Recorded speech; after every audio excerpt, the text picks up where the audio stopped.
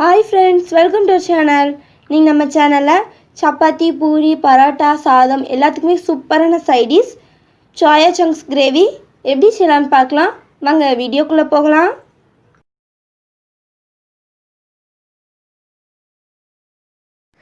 நாங்கள் இன்றைக்கி 100 gram soya chunks எடுத்துருக்கோம்.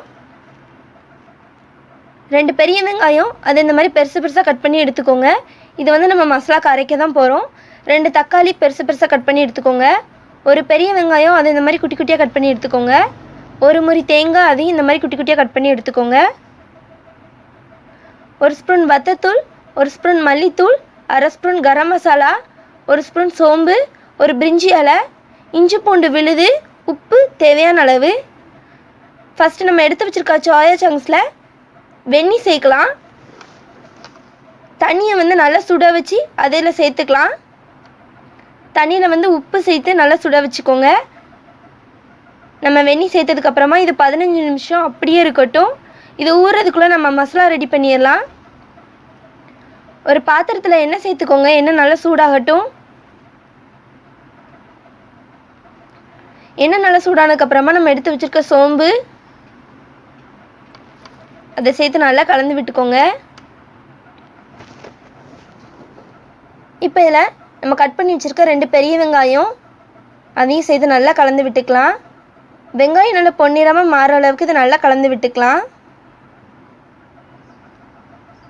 வெங்காயம் நல்லா பொன்னிறமாக மாறிடுச்சு. இல்லை நம்ம கட் பண்ணி வச்சுருக்க தக்காளி அதையும் சேர்த்து நல்லா கலந்து விட்டுக்கோங்க.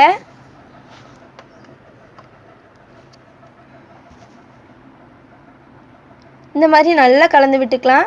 இப்போ இதில் நம்ம எடுத்து வச்சுருக்க மசாலா தூள் ஆட் பண்ணிடலாம். அதையும் சேர்த்து நல்லா கலந்து விட்டுக்கோங்க. மசாலாவோட பச்சை வாசனை போகிற அளவுக்கு நல்லா கலந்து விட்டுக்கலாம். மசாலாவோட பச்சை வாசனை போயிடுச்சு. இல்லை நம்ம குட்டி குட்டியாக கட் பண்ணி வச்சுருக்க தேங்காய் அதையும் சேர்த்து நல்லா கலந்து விட்டுக்கோங்க.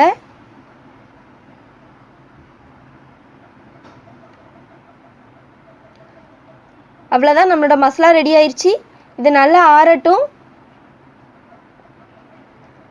15 நிமிஷம் ஆயிடுச்சு. நம்ம இப்போ சோயா சங்க்ஸை தண்ணியிலேருந்து எடுத்துடலாம். இந்த மாதிரி கையை வச்சு நல்லா பிழிஞ்சு எடுத்துக்கோங்க. இதே மாதிரி நம்ம எல்லாமே பிழிஞ்சு எடுத்துக்கலாம்.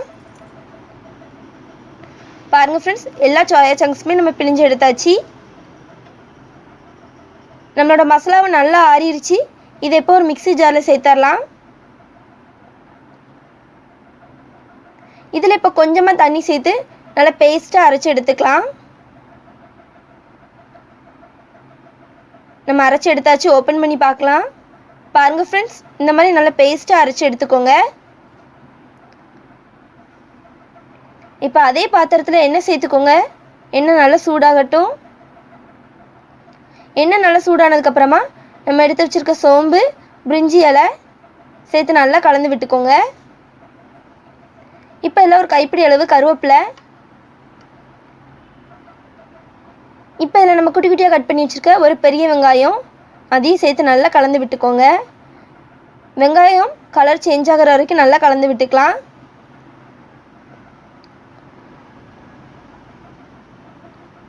வெங்காயம் நல்லா பொன்னிறமாக மாறிடுச்சு. இல்லை இஞ்சி பூண்டு விழுது அதையும் சேர்த்து நல்லா கலந்து விட்டுக்கலாம்.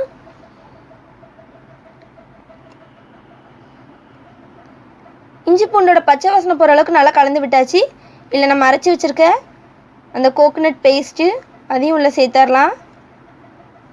மிக்ஸி ஜாரில் ஒரு அரை கிளாஸ் தண்ணி சேர்த்து அதையும் உள்ளே சேர்த்துடலாம். சேர்த்து நல்லா கலந்து விட்டுக்கோங்க.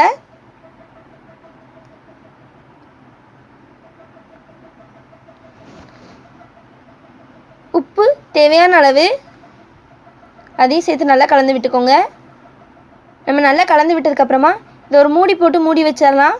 15 நிமிஷம் இது எண்ணெய் பிரிஞ்சு வர அளவுக்கு நல்லா கொதிக்கட்டும். 15 நிமிஷம் ஆயிடுச்சு. ஓப்பன் பண்ணி பார்க்கலாம். பாருங்கள் ஃப்ரெண்ட்ஸ், எண்ணெய் எவ்வளோ சூப்பராக பிரிஞ்சு வந்திருக்குன்னு. இப்போ இதை கலந்து விட்டுக்கலாம். இப்போ இதில் நம்ம சோயா சங்க்ஸ் சேர்த்துடலாம். அதையும் சேர்த்து நல்லா கலந்து விட்டுக்கோங்க.